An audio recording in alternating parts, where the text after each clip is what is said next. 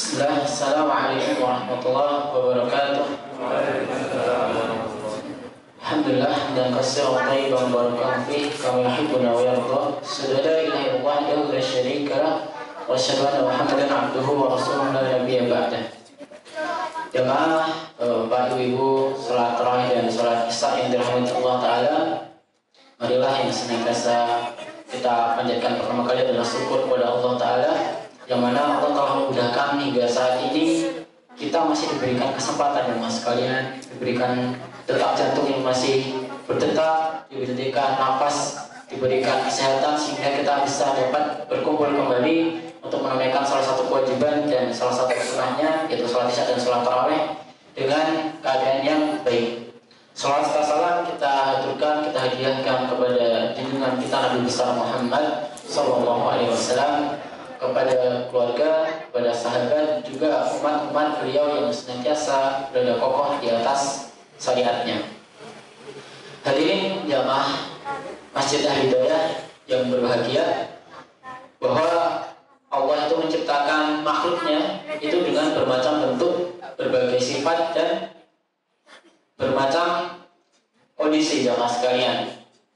Nah, yang akan kita bahas terkait nafsu jamaah sekalian, terkait nafsu, bahwa Allah menciptakan makhluknya dengan nafsu, berikan nafsu dan akal itu dengan 4 bentuk atau 4 ciri jamaah sekalian.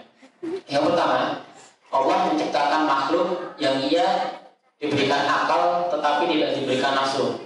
Kenapa jemaah? Bapak Ibu sekalian, Allah menciptakan makhluk, dia diberikan akal tetapi tidak diberikan nafsu. Malaikat lolos, malaikat yang senantiasa patuh kepada Allah ya. Makhluk yang pertama itu malaikat, ia diberikan akal tetapi tidak diberikan nafsu. Kemudian kita balik makhluk yang kedua, Allah menciptakan makhluk yang ia tidak berakal namun diberikan nafsu. Kenapa jemaah?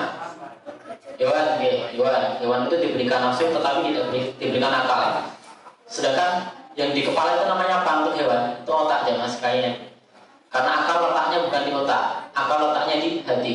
Makanya ketika dibacakan ayat Quran yang berdetak, yang dia bersemangat untuk menuju kebaikan, yaitu hati jemaah sekalian.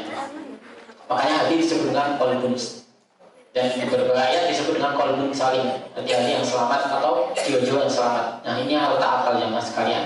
Dan tidak ada satu penelitian pun yang mengatakan akal di otak jemaah sekalian atau di kepala. Akal otaknya di hati dalam berbagai ayat Al-Quran diterangkan.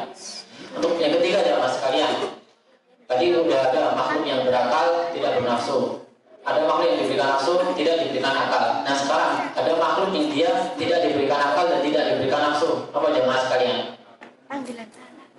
Makhluk orang dikai nafsu, orang dikai akal. Apa nih? Tubuhan yang saya mirip hewan nih.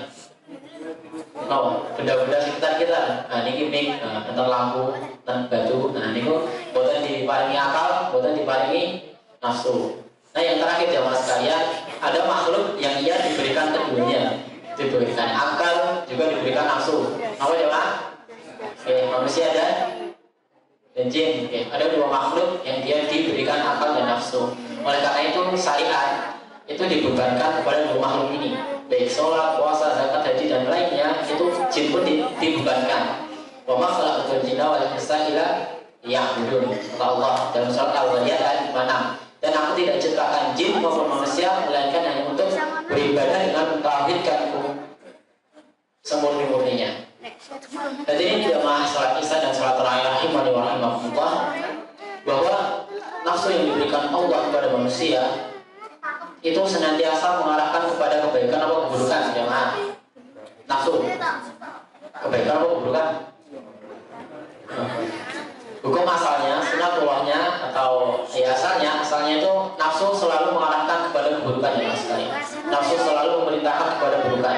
Allah Ta'ala berfirman dalam surat Yusuf ayat 53, Inna nafsa la'amaratun bisu', bahwa sesungguhnya nafsu itu senantiasa amar, memerintahkan kepada kejahatan, keburukan, kesengsaraan.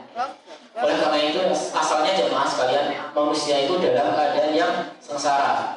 Dalam surat Al-Asr juga disebutkan, wal asr innal insana lafi khusr, demi masa sesungguhnya asalnya manusia itu dalam keadaan yang merugi, yang sengsara jemaah sekalian. Itu hukum asal manusia. Dan nanti ada siapa yang dikecualikan? Nah, bisa kita bahas selain waktu dan sekalian. Yang kita bahas tentang nafsu. Karena manusia diberikan nafsu dan nafsu itu senantiasa mengarahkan kepada keburukan jemaah, maka Allah turunkan syariat Islam. Rasulullah bersabda, ad-dinu nasihah, bahwa agama ini nasihat. Agama ini sebagai pengontrol jemaah sekalian. Bayangkan jika kita tidak dengan nafsu yang begitu besarnya dan diberikan nafsu, kita tidak dikontrol dengan agama, dengan syariat. Apa yang terjadi jemaah sekalian? Ya kita akan semena-mena bertindak sesuka hati, kesana kemari, loncat kesana kemari, seperti sumbokong. Gak ada pengontrol jemaah sekalian. Karena itu Nabi bersabda di nasihat bahwa agama ini adalah nasihat, agama itu pengontrol jemaah. Agama itu petunjuk bagi kita. Qulna liman, kemudian sahabat bertanya, siapa nasihat itu? Kemudian Rasul menjawab, Allah, Rasulnya, kitab, memimpin kaum muslimin dan sesama kaum muslimin. Itu bisa saling menasihati dan sekalian. Kalian jangan sekalian, dengan adanya syariat kita patut bersyukur. Bayangkan jika kita tidak dikontrol dengan syariat.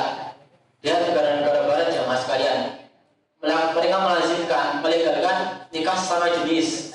Bahkan mungkin boleh terajang di negara barat karena hak asasi, musuh hak asasi. Itu karena tidak dikontrol dengan syariat agama jamaah sekalian. Kita patut bersyukur karena Allah turunkan syariat ini untuk menjaga kita dari perbuatan yang kecil dan munkar. Bapak-bapak, ibu-ibu jamaah masjid hidayah rahimani wa rahimakumullah, bahwa salah satu syariat yang Allah turunkan yang bisa kita rasakan di bulan Ramadan saat ini adalah syariat puasa jamaah sekalian. Puasa itu Masya Allah, puasa itu bisa mengontrol kita dari perbuatan yang buruk jamaah sekalian. Rasul pernah mengabarkan, menasihati para pemuda, ya masyarakat sahabat, istata'a minkumul ba'ah. Wahai para pemuda, jika engkau itu mempunyai kemampuan untuk menikah, falyatawazad, maka menikahlah. Kata Nabi, ia lebih menjaga pandangan dan menjaga kemaluan. Namun jika engkau tidak bisa menikah, kata Nabi apa kepada para pemuda? Wassaum, maka berpuasalah, karena puasa itu dapat menahan dirimu dari perbuatan yang keburukan atau kejelekan. Karena jemaah sekalian, bulan puasa ini merupakan bulan pengontrol, bulan yang bisa menempa kita untuk menjadi pribadi-pribadi yang bisa menahan hawa nafsu jemaah sekalian. Bayangkan pada bulan puasa kali ini ya, Ramadan, kita itu yang boleh-boleh saja dilarang oleh jemaah sekalian. Makan minum itu halal bukan, mubah bukan. Asalnya kan halal, mubah boleh, tapi kok dilarang? Masya Allah, ini ada hikmahnya jemaah sekalian. Puasa semua dilarang sama agama. Berhubungan suami istri yang asalnya halal dilarang. Makan minum yang asalnya halal dilarang. Itu hikmahnya apa jemaah sekalian?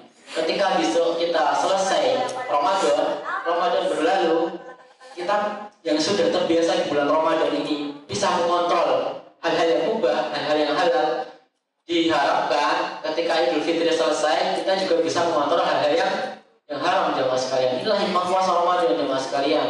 Bayangkan, ketika Ramadan kita emang diperintahkan untuk menjauhi yang mubah, yang halal itu dijauhi. Itu tujuannya agar kita setelah puasa kita bisa mengontrol diri dari perbuatan yang haram. Lebih mudah insya Allah jemaah sekalian. Demikian jemaah sekalian yang dapat kami sampaikan. Ada salah kata kami mohon maaf. Aku qouli hadza fastaghfiruh innahu huwal ghafurur rahim. Assalamualaikum warahmatullahi wabarakatuh.